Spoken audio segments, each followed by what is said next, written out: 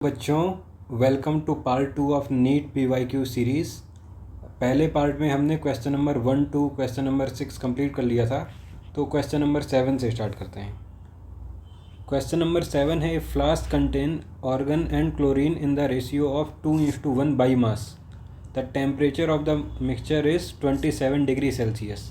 The ratio of root mean square speed of the molecules of the two gases is VRMS argon divide by VRMS chlorine. तो ये बताना है। तो ये बहुत आसान सवाल है। सबसे पहले तो इसमें हमको पता होना चाहिए कि VRMS होता क्या है। VRMS का एक्सप्रेशन होता है √3RT/m। टेम्परेचर दोनों का सेम है 27 डिग्री सेल्सियस, मतलब 300 केल्विन। तो टेम्परेचर दोनों में सेम हो जाएगा। तो VRMS इज़ इनवर्सली प्रोपोर्शनल टू √m, क्योंकि R कांस्टेंट होता है और टेम्परेचर सेम है दोनों गैस के लिए। तो VRMS argon divide by VRMS chlorine equal to √m of chlorine divide by √m of argon. सही है। अब क्लोरीन गैस, ये Cl लिखा है लेकिन Cl2 होता है, क्लोरीन गैस होता है, तो वो Cl2 के फॉर्म में एग्जिस्ट करता है। तो मॉलिक्यूलर मास ऑफ Cl2 होता है 70 और मॉलिक्यूलर मास ऑफ ऑर्गन होता है 40। तो ये आ गया √7/2 A। तो ये आसान सवाल था क्वेश्चन नंबर 7। क्वेश्चन नंबर 8 करते हैं।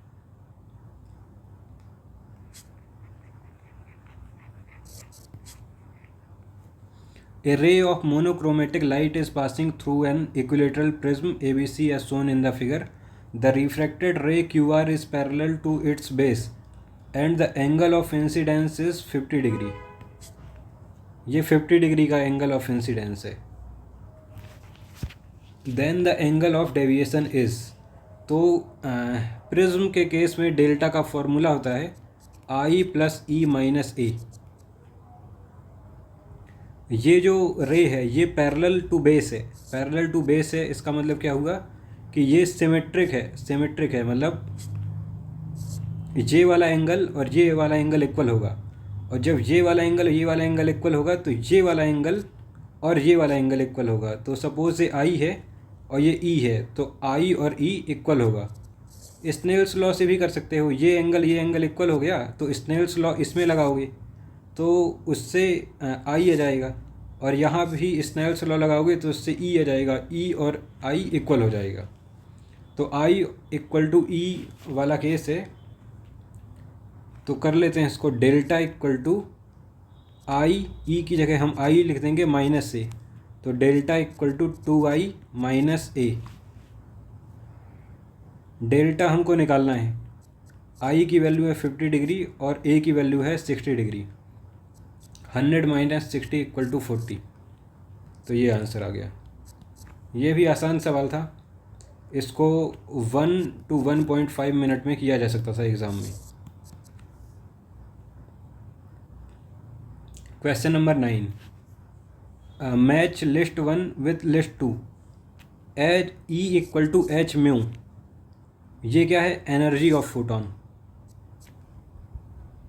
Energy of photon. तो जैसे ही आप पहला ऑप्शन मैच करते हो तो वैसे ही आपको ऑप्शन देखना है। तो ये आ सकता है, थर्ड ऑप्शन नहीं आ सकता है। थर्ड ऑप्शन नहीं आ सकता है।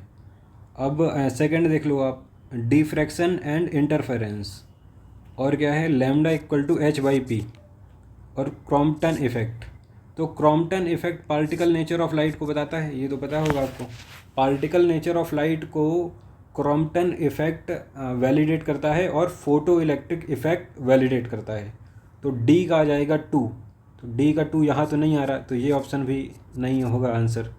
ये भी ऑप्शन नहीं होगा, नहीं ये और 3 पहले से हो गया है और ये आ रहा है, तो ये हो जाएगा। तो fourth will be the right answer.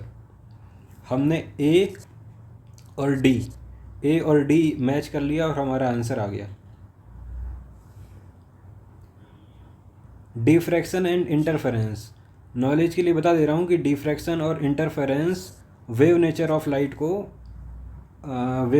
Light को प्रूव करते हैं। लैम्डा इक्वल टू h/p, ये क्या होता है? De Broglie wavelength. तो ये भी काफ़ी मतलब इजी सवाल है।